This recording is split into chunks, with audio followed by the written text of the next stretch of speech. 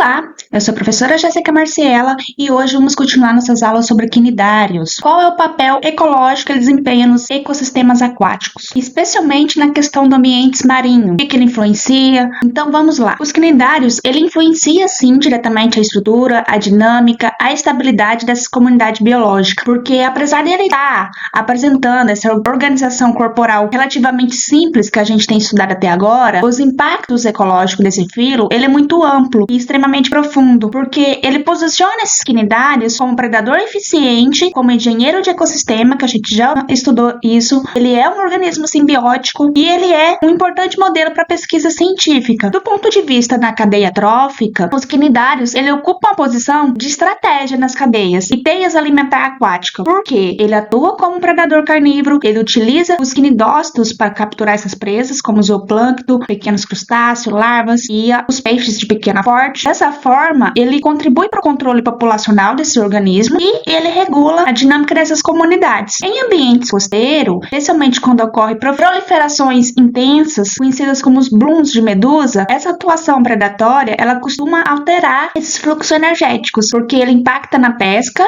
e ele modifica de forma significativa a estrutura dessas redes tróficas locais. Ao mesmo tempo, os quinidários, eles também integram níveis tróficos superior, porque ele serve como alimento para diversos organismos que são resistentes a essas toxinas, como algumas espécies de peixes e tartarugas marinhas. E dentro desse contexto ecológico, vamos citar a classe Anthozoa, porque todas elas aqui representadas pelos corais e pelas anémonas do mar. Destaca-se como um dos grupos mais importantes do filo, porque esses corais, escleractíneos, eles permanecem de forma exclusiva, na forma de pólipo, e ao longo de todo o ciclo da vida, ele secreta esses esqueletos externos, feitos de carbonatos de cálcio, e a deposição contínua desse material ao longo de milhares de anos resulta na formação desses recifes de corais, estruturas tridimensionais complexas que modifica as correntes marinhas. Essa estrutura, ela estabiliza sedimentos e ela cria uma grande diversidade de microhabitats. Nessa razão, a gente pode dizer que os corais são considerados verdadeiros engenheiros de ecossistema, porque ele constrói fisicamente um ambiente onde inúmeras de outras espécies se estabelecem. Os recifes de coral, que a gente frequentemente escuta falar, podemos comparar eles a nossas florestas tropicais. Eles seriam as florestas tropicais do ambiente marinho, porque embora eles ocupem uma pequena fração da superfície oceânica, eles abrigam 25% de toda a biodiversidade marinha conhecida. Esse ecossistema, ele oferece abrigo, alimento, áreas de reprodução e proteção contra predadores para uma ampla variedade de organismos, como peixes, moluscos e crustáceos. Além disso, ele desempenha funções ecossistemas essenciais, incluindo ciclagem de nutrientes e proteção de zonas costeiras. Contra essa erosão causada por ondas e tempestades, ele possui também uma grande relevância socioeconômica associada à questão da pesca e ao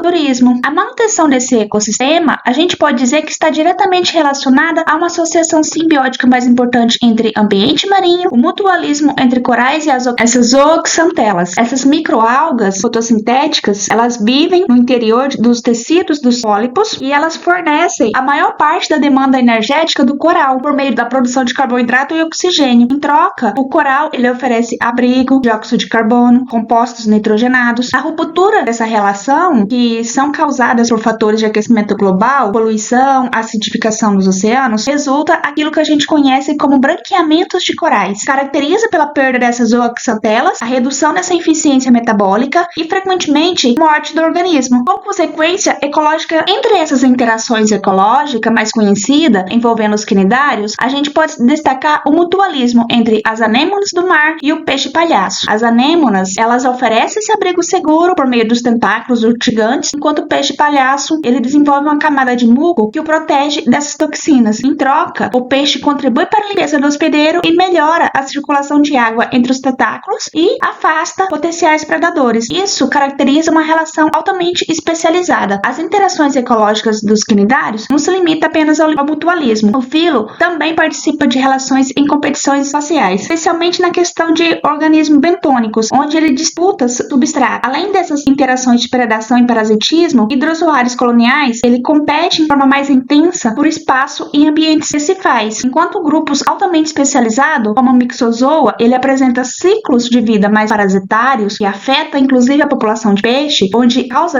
impactos diretos sobre a questão de agricultura e a economia pesqueira, porque além dessa importância ecológica, os quinidários eles ele tem sim despertado essa crescente interesse científico no campo da bioprospecção farmacológica, porque diversos octocorais, eles produzem compostos químicos derivados de metabólitos secundários, que são utilizados como mecanismo de defesa. Essa substância, ela costuma estar sendo investigada sob o ponto de vista de potencial anticâncer, anti-inflamatório e antimicrobiano, porque ele estabelece uma interface relevante entre biologia marinha, biotecnologia e farmacologia. Entre a maioria dos quinidários, embora seja marinha, existem representantes de água doce, como a hidra, que ela é encontrada em lagos, riachos, e a hidra ela se tornou um modelo clássico de estudo de regeneração, desenvolvimento e biologia celular, devido à sua extraordinária capacidade de regenerativa e a presença contínua de células troncos ativas ao longo do corpo. Em síntese, observe essa imagem aí. Os quinidários, especialmente alguns hidrosários, eles não vivem,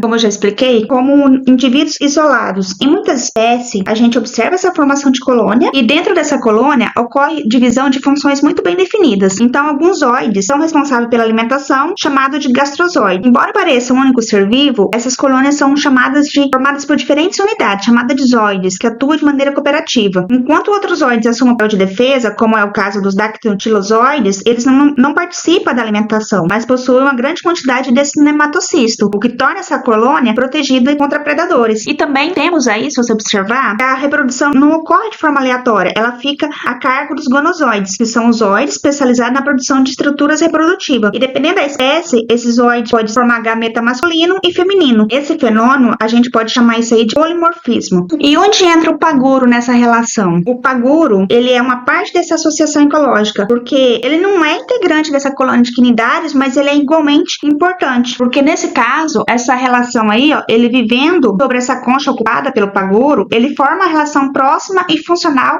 entre espécies diferentes, porque para o quinidário, o paguro, ele é uma vantagem defensiva. E lembra lá, os tentáculos do hidrosário, aí, nesse caso, possuem esquinidócitos capazes de liberar toxina, dificulta também a aproximação de predadores. Então, nesse caso, é como se o paguro vestisse uma barreira viva sobre a sua concha. Ele aumenta a sua proteção sem gasto energético adicional, enquanto ele dá para o quinidário essa mobilidade e o melhor acesso aos alimentos, já que o paguro está constantemente se deslocando pelo ambiente. Ele leva essa colônia para regiões mais ricas em partículas alimentares. A gente pode dizer que essa interação caracteriza uma relação de mutualismo. Em síntese, a gente pode dizer que todo esse conjunto de diversos espécies de quinidários, ele sustenta alguns dos ecossistemas mais complexos e produtivos do planeta, porque cada um exerce função chaves dentro dessa cadeia alimentar e estabelece interações ecológicas sofisticadas e apresenta todo esse potencial biotecnológico. Então a gente pode dizer o seguinte: o sucesso evolutivo desse filo está diretamente integrado e relacionado à integração entre a simplicidade estrutural de alta eficiência funcional, demonstrando que soluções evolutivas aparentemente simples, ele pode sustentar sistemas ecológicos de extrema complexidade. Até a próxima aula!